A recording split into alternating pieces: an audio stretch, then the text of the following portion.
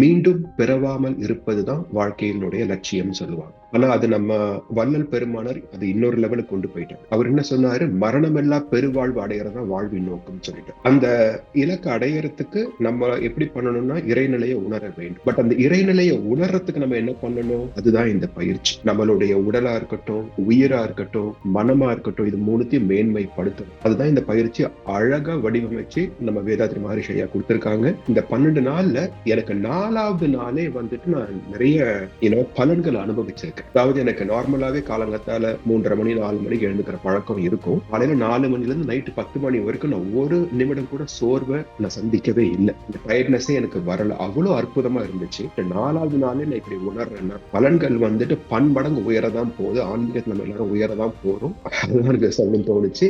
வாழ்க வளமுடன்.